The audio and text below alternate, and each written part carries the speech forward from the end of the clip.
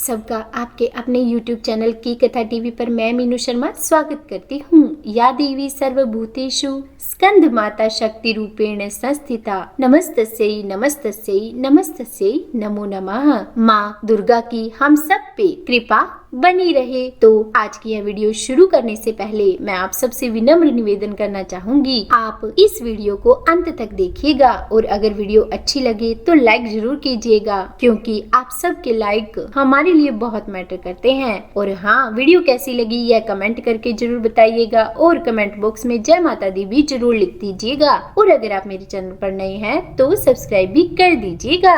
देवी स्कंद माता का स्वरूप बहुत ही प्रिय है, बहुत ही मनमोहक है। भगवान स्कंद यानी कि कुमार कार्तिकेय जी की माता होने के कारण माँ दुर्गा के इस स्वरूप को स्कंद माता के नाम से जाना जाता है। इस स्वरूप में माँ स्कंद माता की 4 भुजाएं हैं, जिनमें से एक भुजा में उन्होंने अपनी गोद में भगवान स्कंद को बाल रूप में धारण किया हुआ है और दूसरा हाथ वर मुद्रा में है, जो अपने भक्तों को अभय प्रदान करता है। इसके अलावा माँ ने अपने बाकी 2 हाथों में कमल का पुष्प धारण किया हुआ है और माँ कमल के आसन पर विराजमान है, इसीलिए माँ को पद्मासनी देवी के नाम से भी जाना जाता है। और इस रूप में भी माँ की सवारी शेर है। कहा जाता है कि माँ स्कंद माता की पूरे सच्चे मन से, पूरी श्रद्धा से पूजा आराधना करने से व्यक्ति की हर मनोकामना पूर्ण होती है, महिलाओं की सूनी गोद भर जाती है। अपनी कुंडलिनी जागरण करने के उद्देश्य से भी जो भी भक्त दुर्गा माँ की उपासना कर रहे हैं, तो उनके लिए दुर्गा पूजा का यह दिन विशुद्ध चक्र की साधना का होता है। इस चक्र का भेदन करने के लिए कहा जाता है कि भक्त को पहले माँ की पूरी विधि के साथ पूजा अर्चना करनी चाहिए। कहते हैं कि कालिदास द्वारा रचित रघुवंशम महाकाव्य और मेघदूत रचनाएं माँ स्कंद माता की कृपा से ही संभव हुई थी। कहा जाता है कि माँ स्कंद माता की कृपा से भक्त की हर मुराद पूर्ण हो जाती है, घर में सुख और शांति और समृद्धि आती है। तो भक्तों को माँ स्कंद माता की पूजा अर्चना अवश्य करनी चाहिए और पूजा अर्चना करते समय माँ स्कंद माता के मंत्रों का जाप करना चाहिए, उनकी कथा भी सुननी चाहिए। तो पौराणिक कथा के अनुसार बहुत समय पहले जब भगवान शिव का विवाह देवी सती से हुआ, तब देवी सती ने अपने पिता द्वारा आयोजित महायज्ञ के कुंड में खुद को युगाग्नि में भस्म कर दिया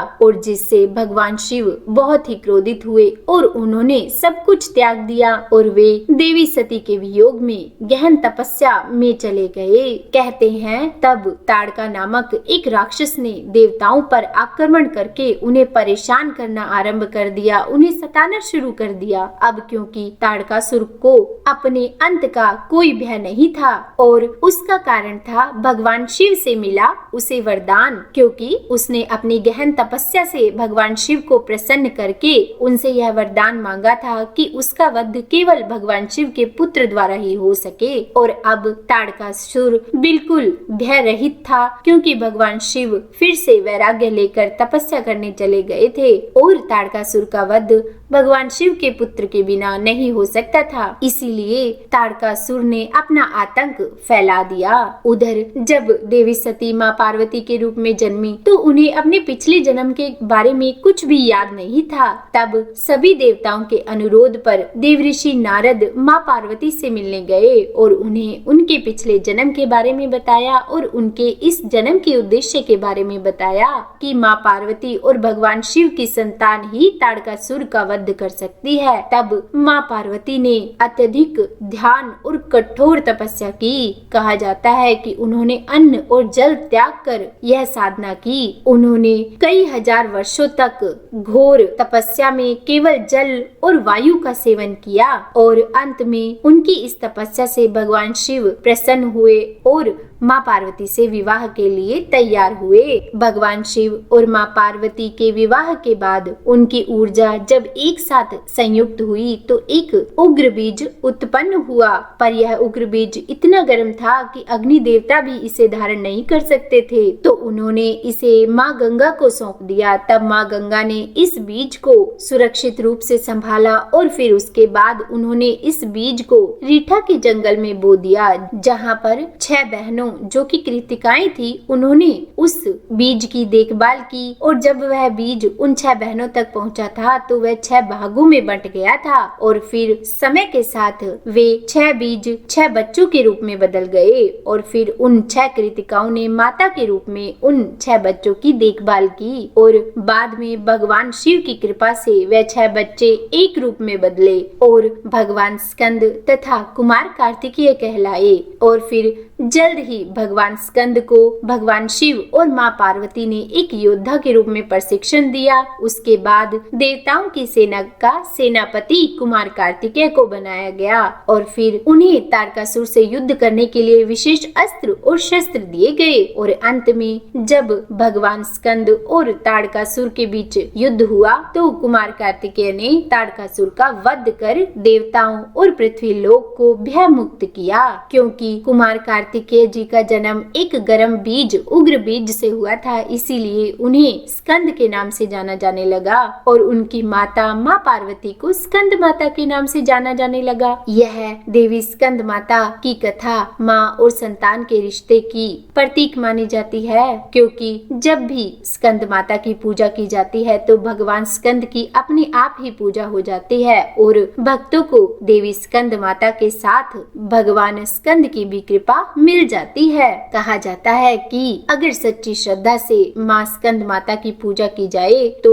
देवी स्कंद माता एक सच्ची माँ की तरह अपनी शक्तियों से अपने भक्तों की रक्षा करती है और उन्हें समृद्धि का आशीर्वाद देती है। अब माँ की गोद में विराजमान भगवान स्कंद हमेशा बाल रूप में ही क्यों रहते हैं, वे बड़े क्यों नहीं होते? तो इस बारे में एक कथा और प्रचलित है। कहा जाता है कि ऐसा एक श्राप के कारण हुआ। कहते हैं एक बार भगवान शिव ने देवी पार्वती जी से कहा कि उनका चौसर खेलने का मन है। भगवान शिव की इच्छा पूरी करने के लिए माँ पार्वती जी उनके साथ चौसर खेलने लग गई। इस खेल में भगवान शिव अपना सब कुछ हार गए और पार्वती जी से हारने के बाद भगवान शिव अपनी लीला रचते हुए पत्तों के वस्त्र पहनकर गंगा तट पर चले गए। जब भगवान शिव और पार्वती जी के पुत्र कार्तिकेय को इस बारे में पता चला तो वे माँ पार्वती के पास भगवान शिव का सामान लेने आए। भगवान शिव का सामान वापस लेने के लिए कुमार कार्तिकेय जी ने भी माँ पार्वती के साथ चौसर खेला। इस बार कार्तिकेय जी ने पार्वती जी को हरा दिया और भगवान शिव का सारा सामान ले आए। अब कुमार कार्तिकेय के जाने के बाद माँ पार्वती चिंतित हो उठी कि पति भी दूर चले गए और सारा सामान भी गया और माँ पार्वती उदास हो गई। जब भगवान गणेश ने माँ पार्वती को उदास देखा तो उन्होंने उनसे इसका कारण पूछा। तब माँ पार्वती ने उन्हें सब कुछ बता दिया। अपनी माता की बात सुनकर गणेश जी भगवान शिव के पास चौसर खेलने गए और फिर वो खेल में जीते और उसके बाद माँ के पास पहुँचे। तब माँ पार्वती ने गणेश जी से कहा कि तुम्हें अपने पिता को अपने साथ लाना चाहिए था। यह बात सुनकर गणेश जी फिर से भगवान शिव की खोज में निकल गए। अब की बार गणेश जी की मुलाकात भगवान शिव से हरिद्वार में हुई। वहाँ भगवान शिव भगवान विष्णु और कार्तिकेय जी के साथ भ्रमण कर रहे थे। तब गणेश जी ने भगवान शिव को वापस कैलाश चलने के लिए कहा, पर भगवान शिव ने कैलाश चलने से मना कर दिया। इधर भगवान शिव के भक्त रावण ने बिल्ली का रूप धारण कर गणेश जी के वाहन मूषक को डरा दिया और मूषक गणेश जी को वहीं छोड़कर भाग गए। उसके बाद भगवान शिव के कहने पर विष्णु जी ने पासा का रूप धारण कर लिया और तब भगवान शिव ने गणेश जी से कहा कि हमने नया पासा बनवाया है, यदि तुम्हारी माता फिर से मेरे साथ चौसर खेलने के लिए सहमत हो तो मैं वापस चलूंगा। गणेश जी ने भगवान शिव को पार्वती जी की तरफ से चौसर खेलने का आश्वासन दे दिया। भगवान शिव की फिर से चौसर खेलने वाली बात को सुनकर देवी पार्वती हंसते हुए बोली कि अब तो आपके पास कोई चीज शेष बची नहीं है जिससे आप चौसर खेलेंगे। यह बात सुनकर पास ही खड़े नारद जी ने अपनी वीणा आदि सामग्री भगवान शिव के हवाले कर दी और इस बार खेल में भगवान शिव जीतने लगे। भगवान शिव को जीतता देखकर गणेश जी को सब समझ आ गया कि यह माया भगवान विष्णु की रची हुई है। तो उन्होंने माँ पार्वती को विष्णु जी का पासिक का रूप धारण करने का रहस्य बता दिया। यह सुनकर माँ पार्वती बहुत अधिक क्रोधित हुई और उन्होंने भगवान शिव को श्राप दिया कि गंगा की धारा का बोझ उनके सिर पर सदैव बना रहेगा। क्रोध में माँ पार्वती ने नारद जी, विष्णु जी और कार्तिकेय जी को भी श्राप दे डाला। नारद जी को श्राप मिला कि वह कभी एक स्थान पर टिक नहीं पाएंगे। वहीं भगवान विष्णु को श्राप दिया कि रावण ही आपका शत्रु बनेगा और रावण को श्राप मिला कि विष्णु जी ही तुम्हारा सर्वनाश करेंगे। और अपने पुत्र कार्तिकेय जी को माँ पार्वती से हमेशा बाल रूप में रहने का श्राप मिला। और इस तरह माँ पार्वती जी के द्वारा दिए गए श्राप सभी को भुगतने पड़े। तो यह थी स्कंद माता की कथा। देवी स्कंद माता की पूजा करने और कथा पढ़ने और सुनने से संतान सुख की प्राप्ति होती है। स्कंद माता की कृपा से मूढ़ भी ज्ञानी हो जाता है। तो हर भक्त को स्कंद माता की पूजा अवश्य करनी चाहिए और मंत्रों का जाप भी करना चाहिए। तो देवी स्कंद माता का मंत्र है ओम देवी स्कंद माताए नमः। क्योंकि आज पंचमी तिथि की अधिष्ठात्री देवी स्कंद माता है, तो जिन व्यक्तियों को संतान कामना होती है तो उन्हें माता की पूजा अर्चना करनी चाहिए और माँ का यह संतान प्राप्ति हेतु मंत्र पढ़ना चाहिए। ओम स्कंद मात्रे नमः।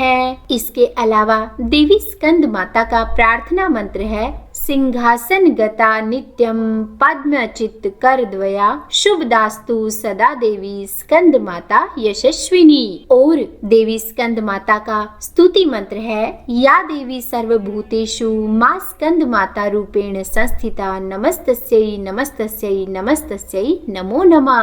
अब देवी स्कंद माता स्तोत्र पाठ। तो नमामि स्कंद माता स्कंद धारिणीं समग्र तत्व सागरम पार पार गहराम शिवा प्रभा समुज्वलाम स्फुट शाग शेखराम ललाट रत्न भास्कराम जगत प्रदीप्ति भास्कराम महेंद्र कश्यप पार्चिताम सनत कुमार संस्तुताम सुरा सुरेंद्र वंदिता यथार्थ निर्मला धुत्ताम अतकर्य रोचिरु विजाम विकार दोष वर्जिताम मुमुक्षुभिर्वि चिंतिताम विशेष तत्व मुचिताम नानालंकार भूषिताम मृगेंद्र वाहन नागरजाम सुशुद्ध तत्व तोषणाम त्रिवेदमार भूषणाम सुधार्मी कोपकारिणी सुरेंद्र वैरी घातिनीम शुभाम पुष्प मालिनीम सुवर्ण कल्प शाखिनीम तमो अंधकार यामिनीम शिवस्व भावकामिनीम सहस्र सूर्य राजिकाम धनंजय योग्र कारिकाम सुशुद्ध काल कंदला शुभ्रग वृंद मंजुलाम प्रजायिनी प्रजावती नमामि मातरम सतीम स्वकर्म कारणे गतिम हरिपर्याच पार्वतीम अनंत शक्ति कांतिदाम यशो अर्थ भुक्ति मुक्तिदाम पुनः पुनर्जगद्विताम नमाम्यहम सुरार्चिताम जयेश्वरी त्रिलोचने प्रसीद देवी पाहि माम। और देवी स्कंद माता कवच है एम बीजालिंका देवी पद युगम धरा परा हृदयम पातु सा देवी कार्तिकेयुता श्रीम ह्रीम हूम एम देवी पर्वस्य पातु सर्वदा सर्वांग में सदा पातु स्कंद माता पुत्र प्रदा वाण वाणामृति हूम फट बीज स्मन्विता उत्रस्य तथा गणे च वारुणे नीरते अवतु इंद्राणी भैरवी चैव सितांगी च संहारिणी सर्वदा पातु माम देवी चान्यन्यासु ही दीक्षु वै।